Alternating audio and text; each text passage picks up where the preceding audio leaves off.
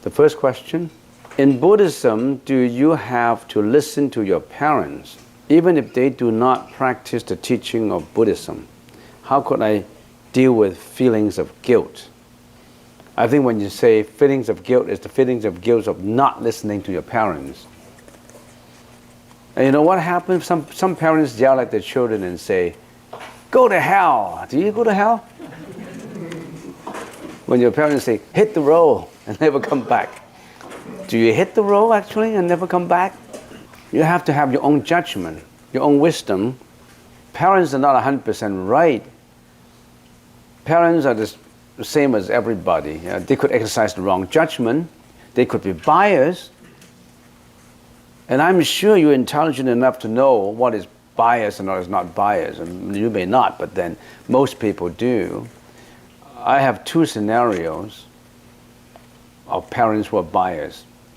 There are parents who advise their daughter and say, I saw you going with that Caucasian boy. I don't like Caucasian, I'm Chinese. When you get married, I like you to marry to a Chinese. I don't want you to marry to a white guy. No, I can't stand that. The people, their parents were like that. It does not matter whether that person is good or bad morally, or it's just he's white, he's not yellow. So are you going to listen to him? And if you don't do that, you'll be guilty? There's one scenario. Another scenario is there's a white family saying that don't mix up with the Chinese guys. Don't marry a Chinese girl. There's bias. There are bad guys in the Chinese and there are bad guys in the Caucasian. We're all the same. Culturally, we may be a little different, but everybody is as different as everybody else. Why do you bias? So are you going to listen to parents who are biased in that way? You should have your own judgment. Don't make assumptions either. The other day there was an argument between two people right in front. And the argument, if I can summarize, is something like this. How can you believe in someone who is not a God? Buddha is only a teacher. He's only human. He's not God. I believe in God. So why would you believe in a human and not in a God? My God is a God and your Buddha is only a human. You should believe in God and not in a human. He's making an assumption. He's assuming that God is God. His God is God. So he based everything on an assumption that may be erroneous. He already assumed that his God is the real God. In the meaning of the English language, God is better than human. When you explain to people like that, they're not logically sound. You really have to apply a lot of efforts to explain things, to explain yourself. And sometimes you say, Reverend, can you explain it to him? I said, no. If I find that it's difficult to deal with, I just walk away. I'm not going to continue the explanation. Sometimes you cannot continue the conversation because if you know that person is biased, you better walk away first. Cool it down and show it by your own conduct, show it by many other ways. Don't try to win others in a heated conversation. If you're a Buddhist, if you believe in any other religion, don't involve in a religious dispute, in argument. No one is going to win. Don't talk about politics, don't talk about religion. No one is going to win. You can only show, most of the time you show it by your conduct. If you see you as a Roman Catholic as someone who cares, who's compassionate, who's considerate, you're charismatic and you are really good, he believes in that religion by your conduct, not by your words. A trace of conduct speaks 10,000 words. You can never win in words. You can never win the heart in words by your conduct. So I'm not saying that always don't listen to your parents. No. Your parents could be biased. And sometimes your parents could be right and you are biased. Your question is, in Buddhism, do you have to listen to your parents? Period. We can answer questions like that. I can say, in Buddhism, you do not have to listen to your parents, no? There's no such thing as, in Buddhism, you should do this and you should do that, no. Second question is a long question. Very good handwriting. I have a good friend who, in her childhood, experienced a tragedy that affected her. Since high school, she has been very depressed. Now, 15 years later, she lives her life saying there is no point to anything, and she is very negative. She is intelligent and able-bodied, so it is hard to watch her let her life pass by in this way. From a Buddhist perspective, what advice can I give to help her find peace and positivity? It's a tough job to do. First of all, you have to equip yourself with sufficient Buddhist teaching to substantiate how you're going to talk to her. Now, let's analyze her situation. She experienced a tragedy that affected her in childhood. It could be many things. Abusive childhood, many things could happen. Why are some children abused? And why some are not? It's all conditional causality. It's all karma. I'm giving probable scenarios to explain this. It could be that that lady, I say, well, for the sake of talking about it, say Mary. Mary had a tragic childhood because in her previous life, she did something wrong to her mom or to her dad. Her dad was her daughter, and she was the mother of her daughter. So in other words, there are some unfinished business in previous life. And she, Mary, abused the parent before, when the parent was in another form, with a relative, family members, and now she or he is just coming back to get even. He's just claiming whatever you have neglected. She's just claiming the debt that you owe her. It's just getting the credit and the debit's balance. There's a lot of liability you owe her. You owe her, for example, emotional liability. You've been abusing her. You have been, you're beating her up. You were not responsible. You were alcoholic, and you did that, and she had a miserable life. And now she's coming back to get you, to do the same thing to you. So you are the creator of your own fate. Now, in that situation, what do? You must willingly pay up the debt. You owe the money. You should pay the debt, emotionally or monetarily, because you've done that to her, to him. And now you're just paying it off. And once that is paid off, it's good. You pay off the debt. But to some people, if you didn't understand the Buddhist teaching about this balancing, he still hang on to the agonizing past. She still lives in the past. What a pity. The past is gone. It will never come back again. Why is she still involved in not letting go of the agonizing past? It will never come back again. It's gone. But she likes to hang on to it. Never let it go. There's an agony that she always wants to remember, and every time when she remembers, she had hatred, anger. She wanted the revenge. She become negative. The past is already gone, but to her, it's still there. She had to learn to let go of the past. Why do we meditate here and now? What is here? Here is concerning space. What is now? Now is concerning time. We say, don't hang on to a thought, a notion of the agonizing past. Use the method of that object only. You concentrate not in the past, abusive childhood. You concentrate right here, right now, at that present moment, on your object of focus, because you make a big mistake of always focusing on the past, which will never come back again. Why are we still agonizing on it? Poor, poor, poor. You're torturing yourself. You told me your girlfriend is intelligent. If she's intelligent, she wouldn't have hang on to something that would never come back again. Would you? If you're intelligent, would you still hang on to your miserable past? For that reason, if you're intelligent, would you still hang on to your joyous past? Some people say, oh, I'm poor now. I used to be rich. I used to have $1 billion. Now, because of gambling, I squandered it away. I had an enjoyable past. You hang on to your past.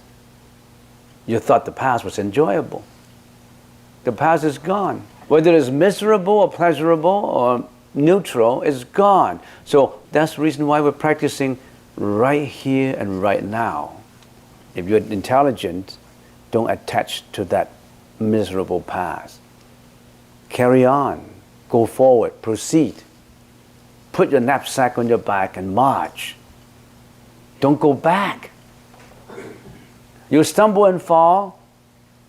We're still crying over the stumbling. Oh, I'm falling. I got my knees broken. Oh, I'm crying. I'm crying. You wipe your blood, your sweat, put it in your knapsack, and you keep on going.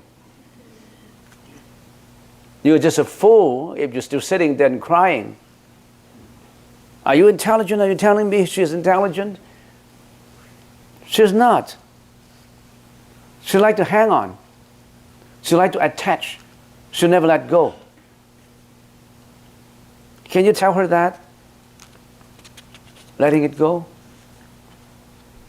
And there's so many reasons. The reason why your dad treated you that way is because you treated her in your previous life the same. Or you may be even worse. Now you're just playing it off. Why did your husband divorce you? Why did your girlfriend let go of you? You did the same thing to him. The other day there was a lady, 35 years old, and he came up to me miserably with tears in his eyes, and she said, my husband wanted a divorce, and we finished the paper yesterday. I signed. I said, congratulations! You're now free. You don't have any human bondage anymore. You're free. You lost your girlfriend, you don't have a boyfriend, you are free. We're talking about titles of a land title.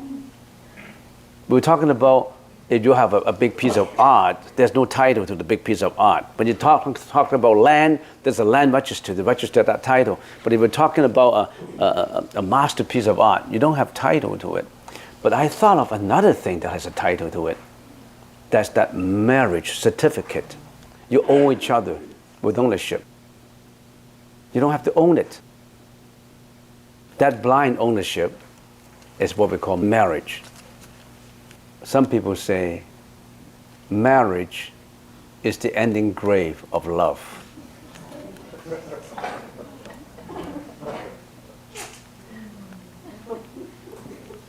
Yeah. So congratulations if you're divorced. If you don't have a husband, that's good. You don't have a wife, that's good. You are free. You're free to practice. You're not free to do relationship. You're free to practice. Talk to her regarding karma. Talk to her saying that if you did something bad to your mom in your previous life, of course she treated you like that. To your dad, and treat you like that. Because nobody can get away with karma. Can you escape from karma? What is karma anyway? What is karma? Karma is action and doing. Every thought, every action, every speech generates karma from you. And that karmic energy would lead you with conditional causality to where you will be going. What you are suffering now is because of your own karma. What you are enjoying is also because of your own karma. So you're the master of your own karma, your faith, your own fate. And Dhammapada, a very famous sutra says, what did it say about escaping from karma? Some people ask the Buddha, what's the best way to escape from a karma, from karmic energy? How can I escape? And it says, not in the sky, nor in mid-ocean, or entering a mountain cave is found that place on earth where one can escape from the consequence of an evil deed. You can't get away. You can run, you can't get away. You can't get away from karma. Be careful of every action you did, every thought generates from your mind, every speech. You can't get away with it. Nobody can, not even the Buddha. Only when you are free and pure of karma can you become the Buddha.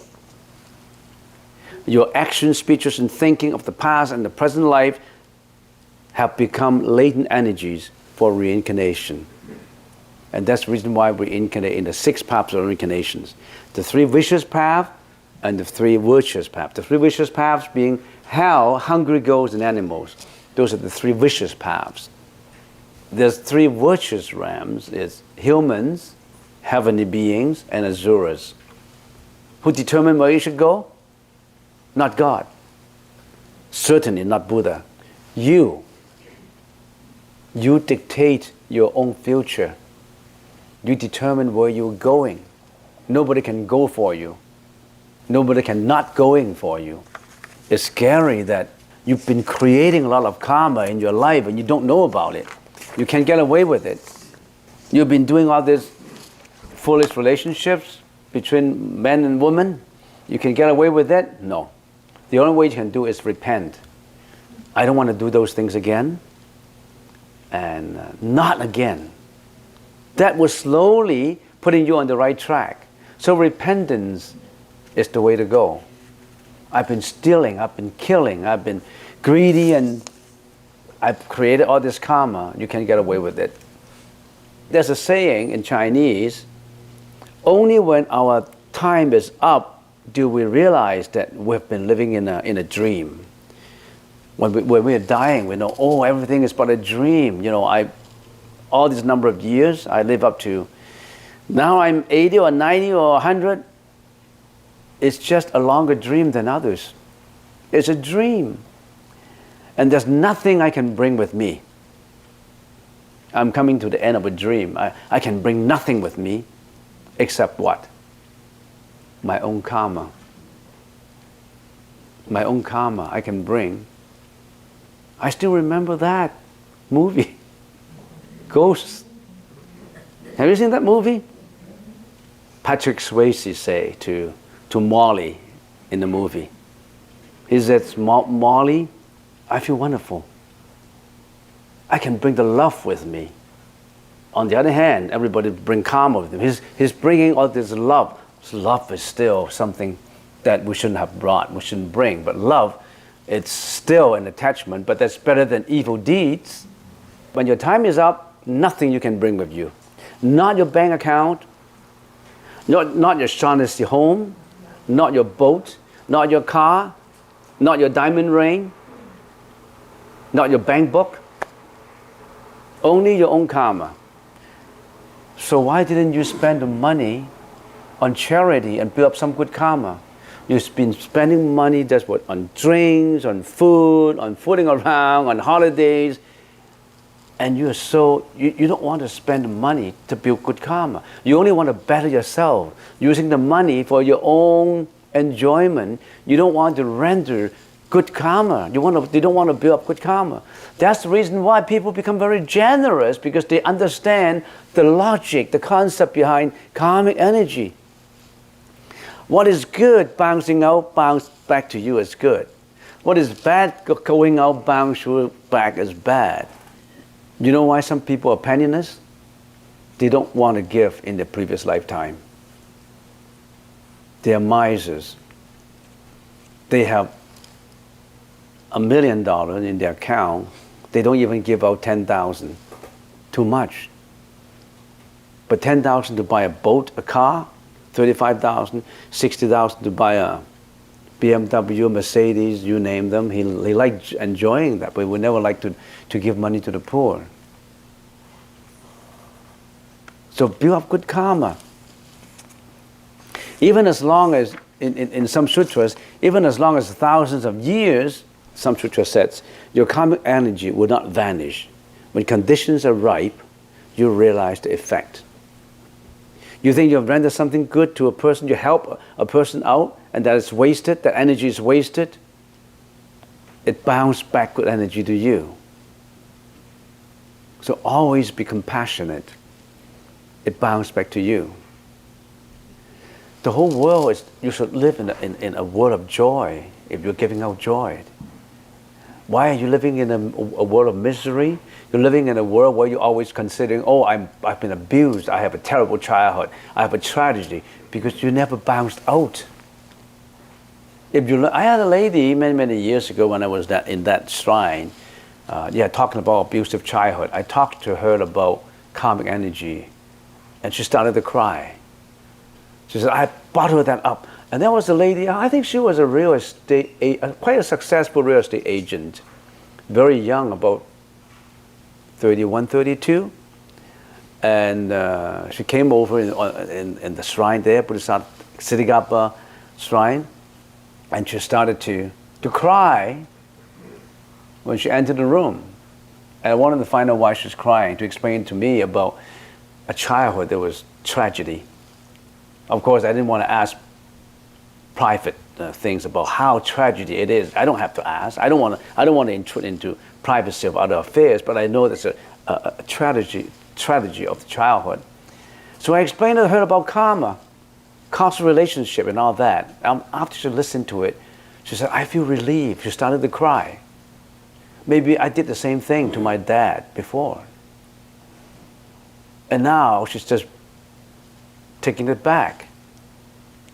That's good. That's the good point of being a monk on site. You're always ready to help.